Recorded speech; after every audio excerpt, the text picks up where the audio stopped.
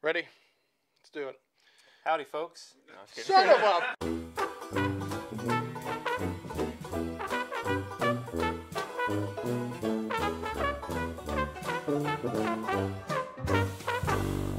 What's going on? I'll say something else. Howdy, folks. Welcome back to Whiskey Dixon. I'm Sugarbear. Mikey. We're reviewing Ancient Age Kentucky Straight Bourbon Whiskey. That was quite appropriate for bourbon. Yeah. Yeah. Actually, the name sounds cool, but this is like one of the cheapest bourbons you can buy. It comes from Buffalo Trace, though, which is significant because Buffalo Trace is America's oldest distillery. That's crazy. And... How old are they?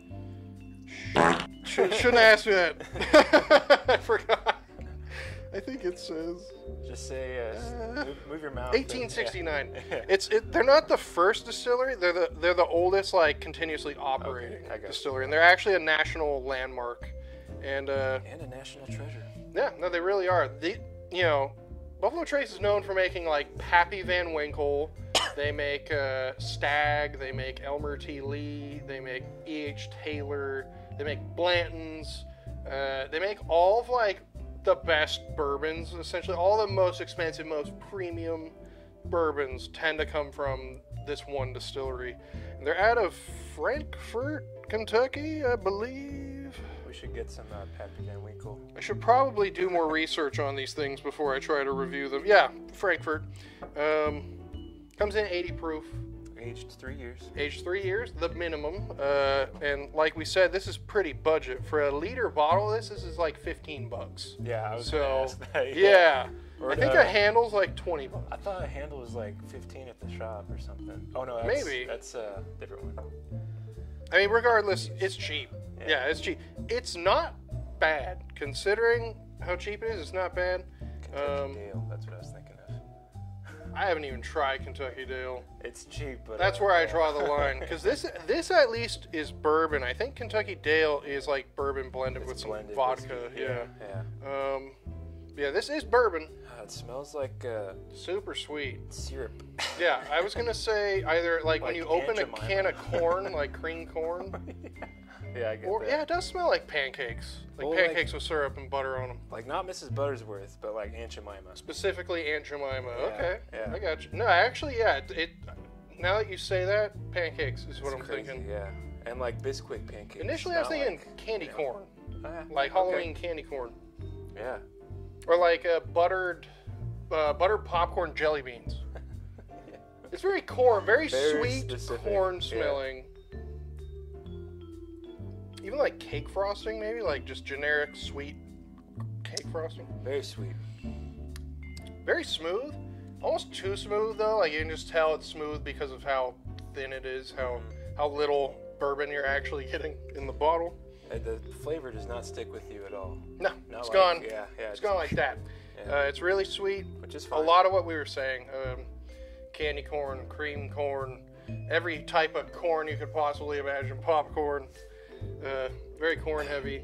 Kicks even. Very grain forward. Like there's no oak. There's no spice. Nothing. It's just alcohol.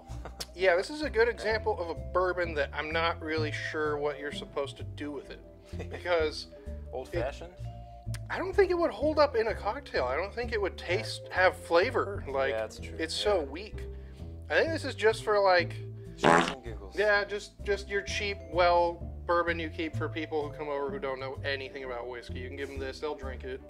They'll be impressed probably. Oh, it's so smooth. Yeah. That's what I would keep it on hand for, honestly. Just people who like, oh, I like bourbon. I'm like, oh yeah. And they prove it. Yeah, they don't know shit. Proof is in the pudding.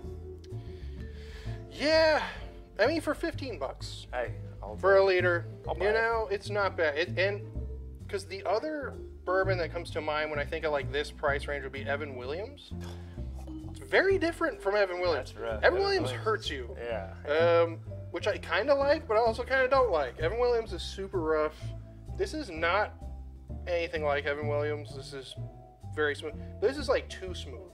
This is like this is like kiddie stuff. Like we need we need a little more proof, a little more like At 90 proof, I would be curious to see how this tastes. What about even barrel proof? Barrel proof would be nuts. It might be so insanely sweet though. Like maybe it might just be the most intense sweet corn. That would be good for cocktails then. Yeah, no, that you could use the proof. I think you would need proof. I think the higher proof would make this better for cocktails. I'm really not sure what you would make. It's a sour mash whiskey, which means instead of adding new yeast to a batch that they're fermenting, like if they're mash, their corn and their rye and whatever, they just scoop some of the scum off the top of the previous batch and just shovel it in, and that's what gets it started fermenting. So it's like a sourdough starter, how you keep using it over and over for years and years. That's why people like the sour mash. Keeps a consistent flavor with all the batches. The way you described it, though, is just kind of gross. Doesn't sound good, but that's what it is. That's what sour mash is. It doesn't taste sour, but yeah, that's what sour mash is. That literally means just taking some of the spent garbage from the last run and just dumping it in, and then that residual yeast will ferment the next batch. Yeah, Buffalo Trace. What other history is there on Buffalo Trace? I think I already went over it. Yeah. There's a huge fire, I think like 20 years ago, something like that. And that's why so many of their whiskeys cost so much now. They lost a ton of like the Stag and the Sazerac and the that's another one they make. They make Sazerac Rye. That's their rye. Never had Sazerac. It's pretty good. Yeah. It's called Sazerac because it's intended to make a cocktail called a Sazerac, which is something they drink in the South a lot.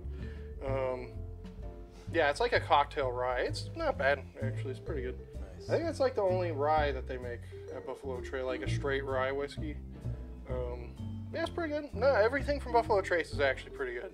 Like even this, for the price, considering this is the worst thing they make, it's actually not bad. Yeah, I'd be down to try some other Buffalo Trace.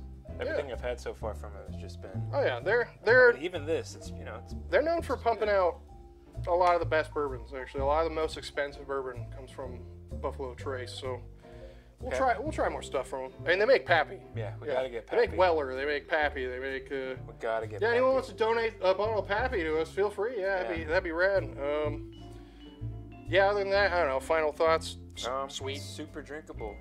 Yeah. Save it for your uncle. I don't know. Yeah, it's easy to drink. It's just sweet and kind of boring. Yeah. You know what it kind of tastes like? Sweet tea. Yeah. Okay. Yeah. That's probably on the finish. Good with. Yeah. Yeah. Actually, if you just put this in some sweet tea, that might work because it already tastes like it. We'll do some R&D for you guys. Yeah, we'll make some cocktails. Yeah. Like the Flying Zombo. I don't know about all that. Well, if you like this, subscribe to the channel, smash that like button, give us a thumbs up. Let us know what you want us to try. Yeah, let us know what we should do with this, or what you do with it. I don't know. I just drink it. That's all whiskey to me. I'm Sugarbear. Mikey.